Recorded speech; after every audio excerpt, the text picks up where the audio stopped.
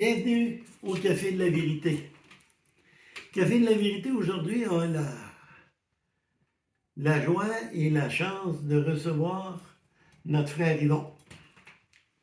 Yvon qui a un message à partager sur l'Évangile.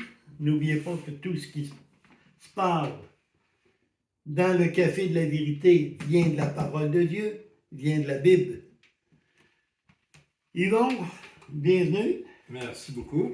Puis, je te laisse la parole et tu vas nous parler de quoi? Alors, je vais donner comme titre Fin des temps ou les temps de la fin. C'est des sujets qui sont d'actualité au moment où on se parle. Il y en a plusieurs qui se posent des questions. Bon, es-tu rendu à la fin du monde, quoi que ce soit? La Bible répond là-dessus. On est rendu à la fin d'une période de temps. Mais, vous savez, on a beau dire, oui, on croit à la parole de Dieu, on croit au message qui est là-dedans. Mais on a beau lire et relire. C'est un livre qu'on ne se lasse pas de lire et de le relire. Puis moi, ça fait plusieurs années que j'ai accepté le Seigneur comme mon Seigneur et Sauveur. Puis j'ai découvert dernièrement que il y avait, vous savez, le Seigneur Jésus, quand il parle à ses disciples, souvent il dit « En vérité, je vous le dis ». Donc, il confirme que, et portez attention, si ça fait 2 fois que le même thème est amené, c'est que vous devez porter une attention particulière. Puis j'ai découvert une chose cette semaine quand j'ai écrit ce petit message-là. Dans l'Évangile de Matthieu, au chapitre 24, on a au verset 3 qui nous donne la référence, et j'ai découvert que le prophète Daniel, c'est un prophète qui a existé environ 600 ans avant Jésus-Christ. Dans Daniel chapitre 12, les versets 8 à 10, on va se mettre dans le contexte des disciples afin que vous compreniez une chose. Les disciples ont posé à Jésus dans Matthieu 24 une double question. La première des questions qu'ils ont demandé au Seigneur, ils ont dit « Quand cela arrivera-t-il » Puis la deuxième des questions, c'est une question mais à double volet. Dis-nous quel sera le signe de ton avènement et de la fin du monde. Donc, le prophète Daniel, ce que j'ai découvert à la fin du verset 8, et je dis, mon Seigneur, quelle sera l'issue ou la fin de ces choses-là?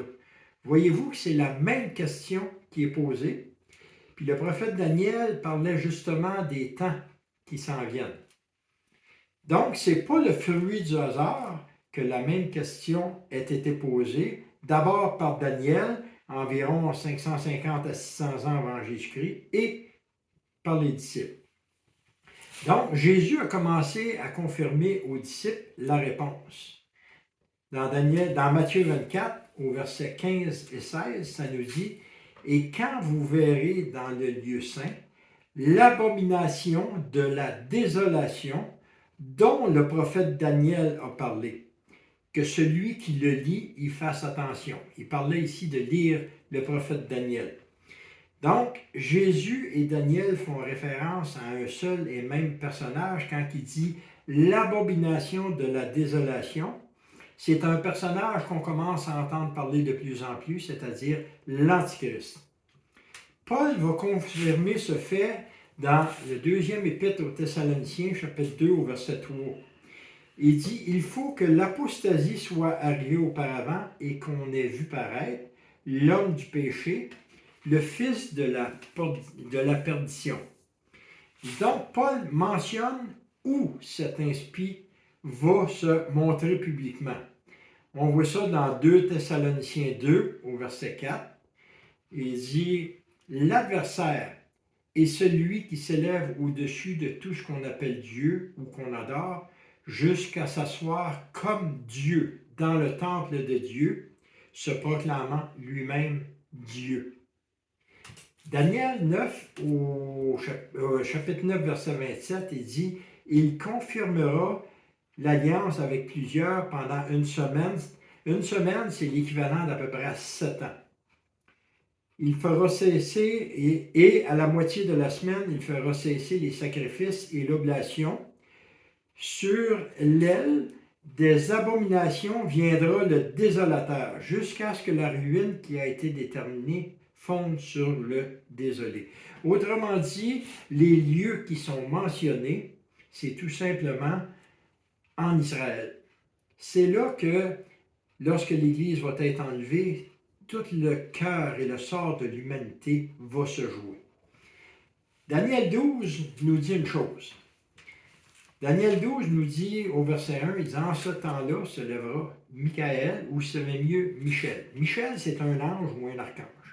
C'est le grand chef des armées célestes. Ça nous dit que Michael, qui tient ferme pour les enfants de ton peuple. Il parlait au sujet de, quand il dit les enfants de ton peuple, il s'adresse à Daniel, puis Daniel, dans l'histoire, c'est un juif qui a été déporté à Babylone. Donc, quand il parle de son peuple, il parle du peuple d'Israël. Et ce sera un temps de détresse tel qu'il n'y en a point eu depuis qu'il existe des nations jusqu'à ce temps-là. C'est-à-dire jusqu'au temps qu'on est en train de vivre présentement. Il dit, en ce temps-là, ton peuple échappera, à savoir quiconque sera trouvé inscrit dans le livre. Donc, Jésus et Paul, et puis Jean, dans Apocalypse 12 et 13, confirment que c'est en Israël que le sort de l'humanité se confirmera. Dans Apocalypse 12, nous allons retrouver Michael. Michael, pour vous prouver que c'est vraiment le chef de l'armée céleste, mais que c'est comme Daniel, celui qui tient ferme contre les enfants d'Israël. Ça nous dit, il y a eu une guerre dans le ciel qui va se produire, puis le diable va être jeté sur terre. Celui qui combat en haut, c'est Michael et ses anges. Mais lorsque le diable va être jeté sur la terre, ceux qui vous promettent des belles périodes de paix, ils se trompent, ou ils vous trompent carrément aussi. Ça nous dit, c'est pourquoi réjouissez-vous, cieux, et vous qui habitez. Malheur à vous, habitants de la terre et de la mer, car le diable est descendu vers vous, animé d'une grande fureur, sachant qu'il a peu de temps. Dans Apocalypse 13, au verset 2, la bête, c'est-à-dire l'Antichrist, que je vis, ressemblait à un léopard. Ses pieds étaient comme ceux d'un ours, sa gueule comme celle d'un lion, et le dragon, c'est-à-dire Satan, lui donna sa force, son trône et un grand pouvoir. Alors, l'Antichrist va recevoir directement du diable de la force, un trône, où il va pouvoir régner, puis un grand pouvoir. Puis au verset 5, on dit « Et on lui donnera une bouche qui dira des grandes choses et des blasphèmes, et on lui donnera le pouvoir de faire la guerre pendant 42 mois, c'est-à-dire 3 ans et demi. » Ce qui confirme que lorsque l'Église va être enlevée, il y a une période qu'on appelle la tribulation, qui va durer 7 ans. Grosso modo, pour faire un résumé, l'Église part, Satan est jeté sur la terre, l'Antichrist reçoit ses pouvoirs et il va faire un traité de paix avec Israël qui va supposer durer 7 ans, puis au bout de 3 ans et demi, là, il va se montrer l'Antichrist sur son vrai visage tel qu'il est. Donc, Jésus, le règne de l'Antichrist va être bref, c'est-à-dire une période de 3 ans et demi. Jésus le confirme aux disciples dans Matthieu 24 au verset 22, que si ces jours n'avaient pas été abrégés, aucune chair n'eût échappé, mais à cause des élus, c'est-à-dire Israël, ils seront abrégés. Donc, on voit que Jésus parle d'un terme qui va être court et abrégé. Sous le règne de l'Antichrist, il va se produire une grande crise mondiale, c'est-à-dire un temps de tribulation. Mais avant que cette apostasie funeste, Jésus a décrit la situation de la terre telle qu'on le vit aujourd'hui en 2024. Donc, on voit que les choses n'ont pas changé. Au contraire, la Bible a prédit ces choses-là. Dans Luc 21, au verset 25, c'est le Seigneur qui dit, il dit, il y aura des signes dans le soleil, dans la lune, dans les étoiles et sur la terre, une angoisse des nations qui ne sauront que faire au bruit de la mer et des flots. Puis ça nous dit au verset 26 que les hommes rendront l'âme de terreur dans l'attente de ce qui surviendra sur la terre, car les puissances des cieux seront ébranlées.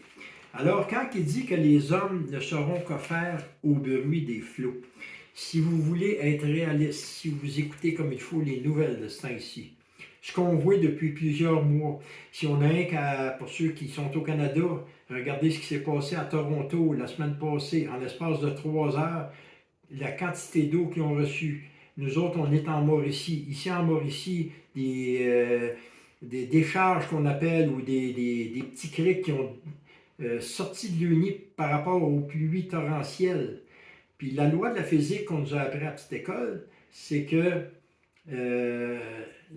tous les fleuves vont à la mer, puis la mer n'est jamais remplie. Puis ce qui remplit les fleuves, ce sont justement les criques, les petites décharges. Puis, donc, c'est pour ça que le verset qui dit que les hommes vont avoir peur par rapport au flot de la mer, c'est tout ça là, que le Seigneur nous montre. Et je vous demande juste de réfléchir, mais d'une façon honnête. Alors, c'est à vous là, que ça vient d'être honnête dans vos réflexions.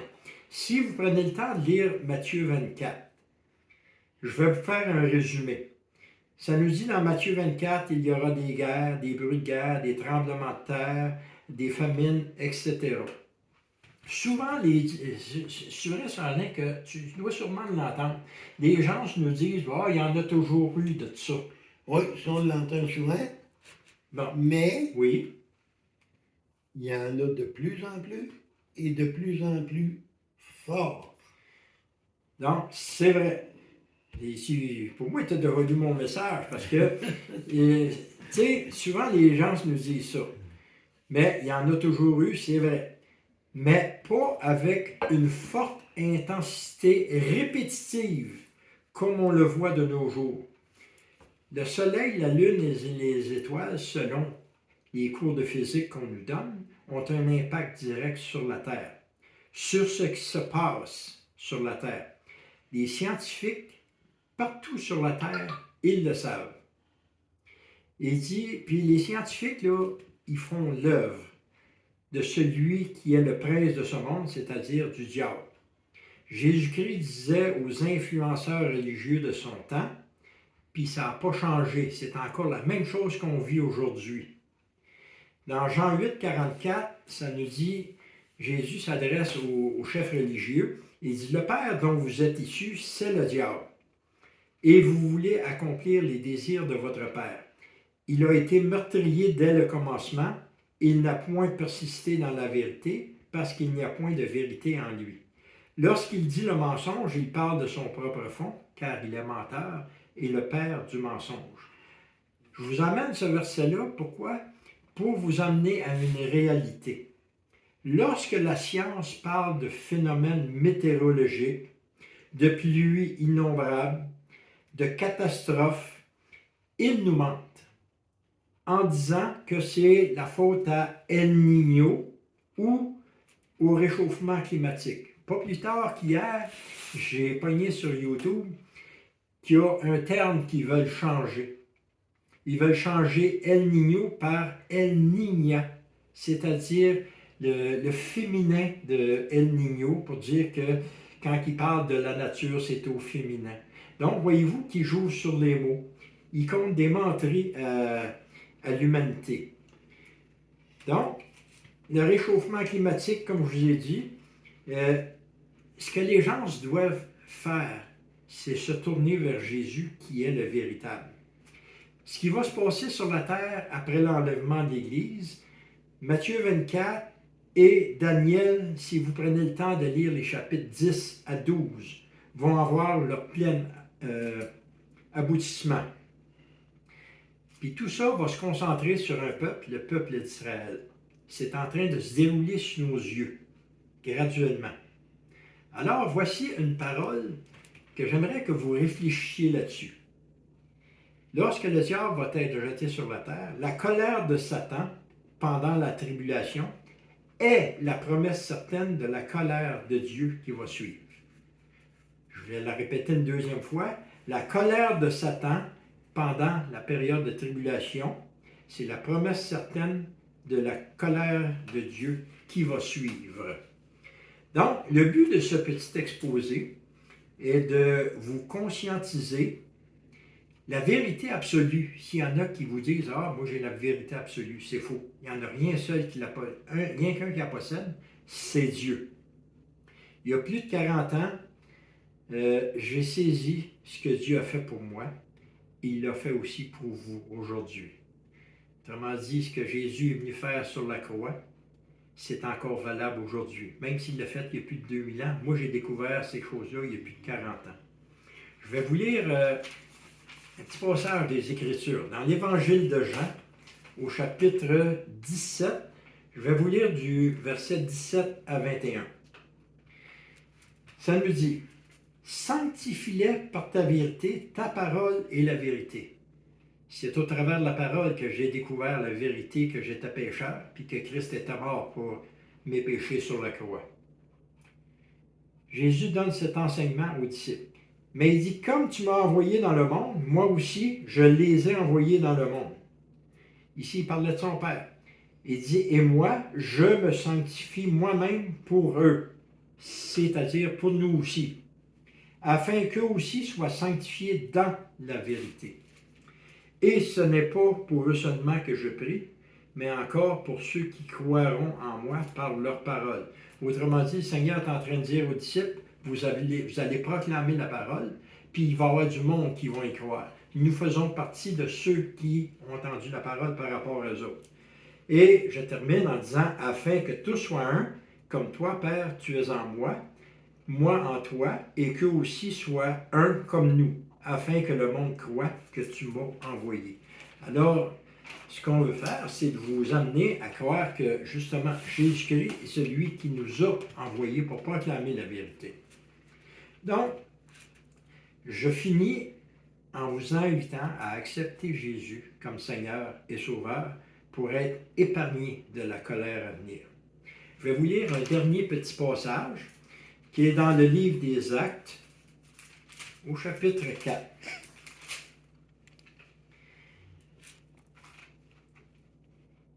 Le Seigneur Jésus, c'est l'apôtre Pierre, je crois, qui s'adresse. Oui, c'est ça. Alors, Pierre s'adresse à ceux qui étaient là à son époque. Ce Jésus, c'est lui qui est la pierre rejetée par vous, les bâtisseurs. Ce Jésus est devenu la pierre principale de l'angle.